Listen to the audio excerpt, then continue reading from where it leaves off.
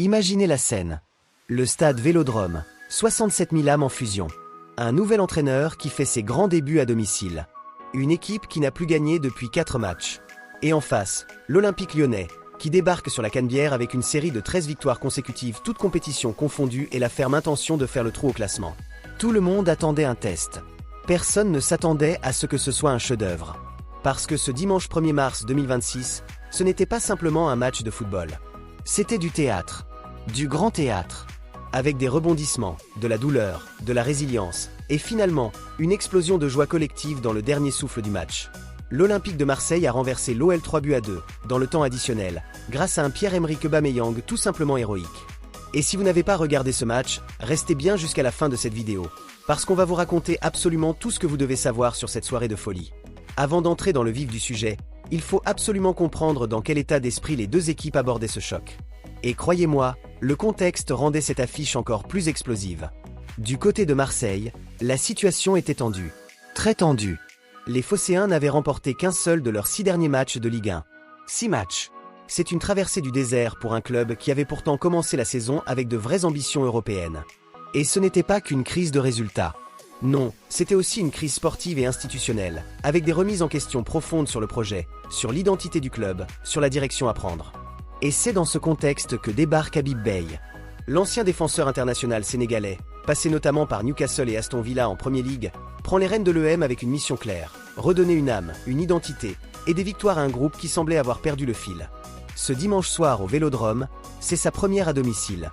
Premier test grandeur nature. Devant son public. Face à un adversaire redoutable. Parce que l'OL, de son côté, arrivait dans une dynamique absolument incroyable. 13 victoires de rang, toutes compétitions confondues avant ce déplacement à Marseille. 13. C'est le genre de série qui forge une équipe, qui lui donne une confiance inébranlable.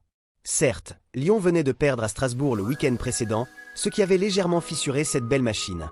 Mais les Gones restaient 3e du classement, bien accrochés au podium, et une victoire ce soir leur aurait permis de prendre 8 points d'avance sur l'EM. 8 points. Autant dire une quasi-qualification pour l'Europe au détriment des Marseillais. L'enjeu était immense. L'atmosphère, électrique. Le décor, posé. Dès le coup d'envoi, le Vélodrome pousse. La ferveur est là. Mais le football, parfois, se moque des scénarios qu'on lui écrit. 3 minutes.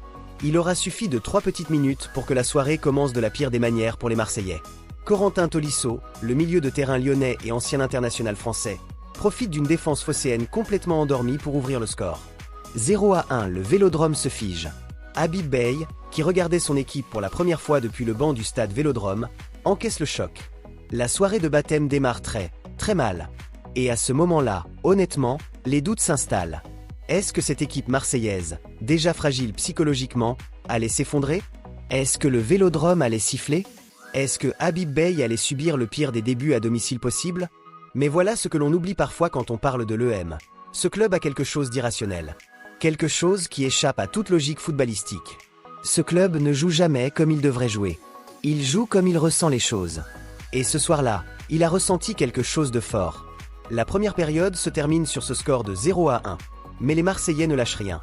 On sent que quelque chose mijote. Et en seconde période, ça explose.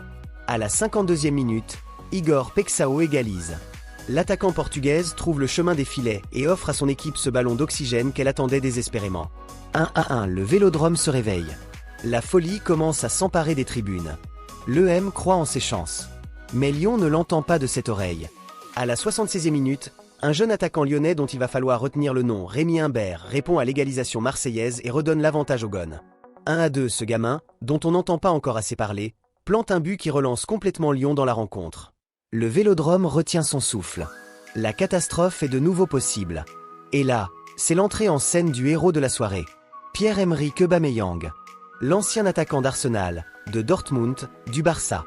Un joueur que certains pensaient en fin de cycle, ralenti par les années, moins décisif qu'avant. Ce soir, il les fait tous taire. À la 81e minute, il égalise. 2-2, le Vélodrome explose. La tension est à son paroxysme. Et on se dit que les deux équipes vont se séparer sur un match nul spectaculaire, mais pas totalement satisfaisant. Sauf qu'Aubameyang n'en avait pas fini. 90e minute plus 1. Le temps additionnel. C'est quelques secondes qui peuvent rendre un match inoubliable ou vous condamner à la frustration éternelle. Toute l'histoire du football tient dans ces instants-là. Ces moments où le temps semble suspendu, où chaque touche de balle prend une dimension épique. Et ce dimanche soir au Vélodrome, Pierre-Emerick Aubameyang a choisi de rentrer dans l'histoire. Son deuxième but de la soirée. Le 3-2.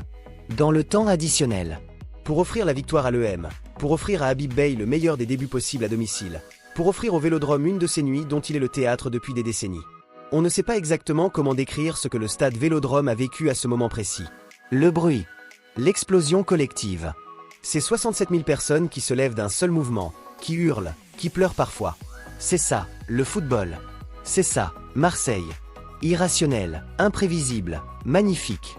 Aubameyang, 2 buts en une soirée. Un doublé crucial. Un match sauvé dans les dernières secondes. À son âge, avec tout ce qu'il a traversé dans sa carrière, ce but-là a une saveur particulière. Et pour Habib Beye, c'est le plus beau des cadeaux de bienvenue. Au-delà du spectacle et de l'émotion, ce résultat a des implications concrètes et très importantes dans la course au podium de Ligue 1. Avant ce match, la situation de Marseille était préoccupante. 4e au classement, les Phocéens voyaient leur place menacée et craignaient surtout de voir Lyon s'envoler. Une défaite ce soir aurait pu signifier 8 points d'écart avec les Gones. 8 points, à ce stade de la saison, c'est considérable. C'est presque rédhibitoire pour les ambitions d'un top 3. Mais grâce à cette victoire arrachée dans les dernières secondes, le scénario est totalement inversé. L'EM conforte sa 4e place et revient surtout à seulement 2 points de Lyon, qui est maintenant 3e. 2 points. C'est rien. C'est une victoire. C'est dire à quel point le calendrier qui suit va être décisif. Et justement, parlons du calendrier. Parce que la semaine à venir est chargée, et pas qu'un peu. Avant la 25e journée de Ligue 1, les deux équipes vont se retrouver engagées en Coupe de France, pour les quarts de finale. Marseille va affronter Toulouse, tandis que Lyon sera opposé à Lens.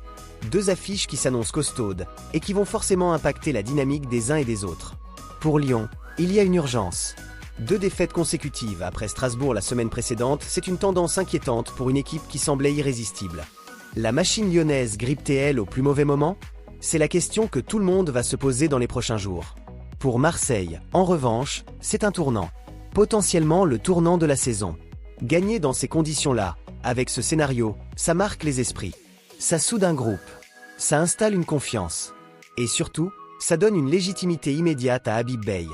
On ne peut pas parler de cette soirée sans s'arrêter sur l'homme du moment, Habib Beye. Quand son nom avait été annoncé comme nouvel entraîneur de l'EM, il y avait des interrogations légitimes. Beye est un technicien respecté, reconnu pour son travail au Red Star en Ligue 2, puis pour ses analyses pertinentes en tant que consultant. Mais prendre les rênes d'un club comme l'Olympique de Marseille, avec tout ce que cela représente en termes de pression, d'exigence, de passion populaire, c'est un autre défi. Un défi d'une toute autre dimension. Sa première à domicile, ce dimanche, aurait pu virer au cauchemar. Menée dès la 3e minute, une équipe en manque de confiance, un public qui attendait la moindre erreur pour craquer. Et pourtant, ces joueurs ont répondu. Ils ont montré du caractère, de la fierté, de la volonté. Est-ce que c'est déjà la patte de Beye qu'on voit dans ce groupe ? Il est encore trop tôt pour le dire. Mais la symbolique de ce résultat est forte. Ce que l'on sait en revanche, c'est que le message envoyé au vestiaire et au public ce soir est clair. Cette équipe va se battre. Elle ne lâchera rien. Et avec l'EM, c'est parfois tout ce dont le Vélodrome a besoin pour embrasser ses joueurs. Voilà, vous savez tout de cette incroyable soirée au Vélodrome. Un match qui avait tout du scénario catastrophe, et qui s'est transformé en conte de fées grâce à la magie d'Aubameyang et au caractère d'une équipe qui refuse de mourir. Habib Beye a réussi son baptême du feu dans les meilleures des conditions. Marseille respire. La course au podium est plus ouverte que jamais. Mais maintenant, on veut connaître votre avis. Pensez-vous que l'EM a les ressources pour finir dans le top 3 cette saison ? Est-ce qu'Habib Beye est l'homme de la situation pour relancer durablement ce club ? Et Aubameyang, ce doublé crucial, est-ce le signe qu'il retrouve son meilleur niveau ou juste un coup d'éclat isolé ? Dites-le nous dans les commentaires. On lit tout et on répond à un maximum d'entre vous. Et si cette vidéo vous a plu, vous savez ce qu'il vous reste à faire. Un pouce levé, ça prend 2 secondes et ça nous aide énormément à faire grandir cette chaîne. Abonnez-vous aussi si ce n'est pas encore fait, parce qu'on couvre toute l'actualité de la Ligue 1 au plus près, sans langue de bois, avec la passion du foot français. On se retrouve très vite pour la suite. Allez l'EM. Et comme toujours, vive le football.